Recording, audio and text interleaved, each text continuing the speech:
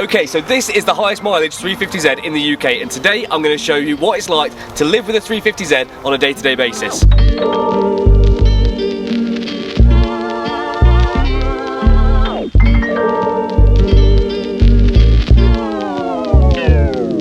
So the first thing we need to do before we get started on that is go and get some fuel, so let's go. So that brings us on to our first point, quite nicely really, is fuel consumption. In the UK, fuel prices are sky high right now, and running a 3.5 litre V6 isn't the cheapest thing to do. So let's be real, my driving style probably doesn't help that, and I'll be the most upfront about that, but it definitely isn't the most economical for me, but it's more about miles per gallon than miles per gallon. One thing I do find annoying about the 350Z is that the doors don't like to stay open on their own. I don't know if it's a problem with just my car or with 350Zs in general, but if you live on a driveway with a slope, your knees are going to be gone. So another quick splash and dash, and then we can move on.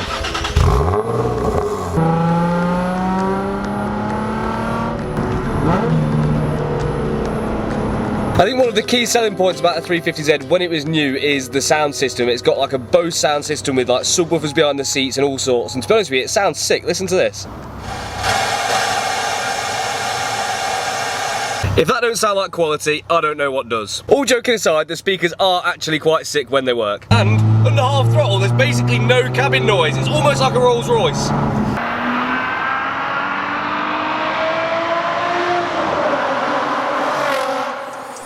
So I'll be real, the 3-inch Cobra exhaust on our car probably doesn't help that, but after another quick pit stop we can go for more of a drive.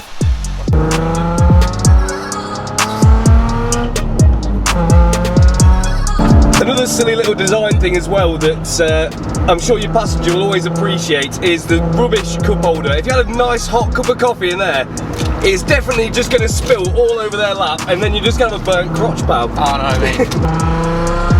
And it might now, after we've done a few miles, be time just to nip back to Tesco for some more fuel. Now obviously the 350Z isn't designed for a family of 7, so if you've got 14 kids this is not the car for you.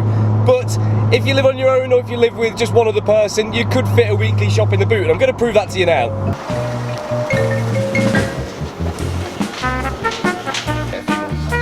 What's non-using? What? Non-using. I don't know. Yeah.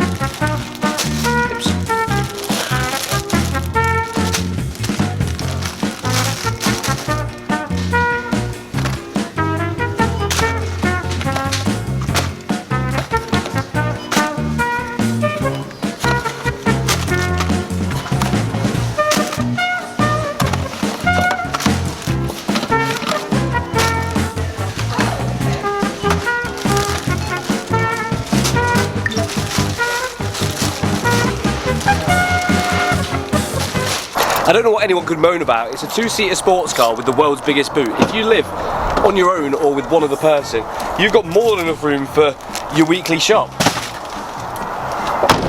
Nice.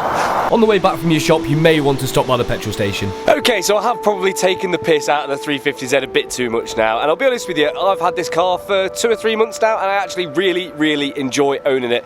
Yes, the fuel bills are quite high and it only runs on premium fuel, the E5, so that does make it even more expensive to run that 3.5 litre V6. The tax is astronomical, it's the same as a Lamborghini Gallardo, and the boot space in the car, genuinely for a sports car, is not that bad. There is a stupid kind of strut brace across the middle of the boot which does make it slightly awkward to get certain things in, but once you've taken the spare wheel out on the floor you've got enough room to transport 2 wheels, so if you did want to go drifting in it you can fit 2 spare drifty wheels in there. It's nice to have a rear wheel drive naturally aspirated car these days because there's so many about that are 4-wheel drive, 4-pot turbos, and they all become more or less the same, where the 350Z genuinely really does have a personality. I only paid 3,200 quid for this car because of the moon high mileage, but so far apart from stuff that I've done to it, it's been completely reliable. There's been nothing go wrong with it. From a practicality point of view, if you have got loads of kids or anything like that, or if you do need to transport your family around, it's probably not the car for you, or you might want to buy it as a weekend car.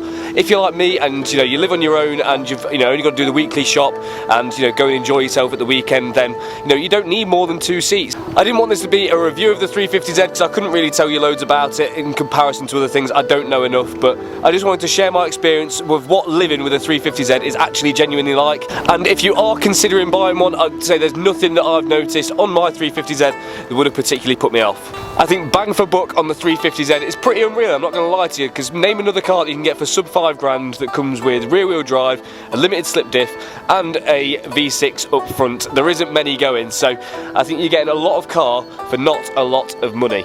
So that is it for this video. Make sure you smash on that subscribe button so you don't miss out on future content with our 350Z. We've got some big plans for modifying this car. Make sure you like the video and we'll catch you next time.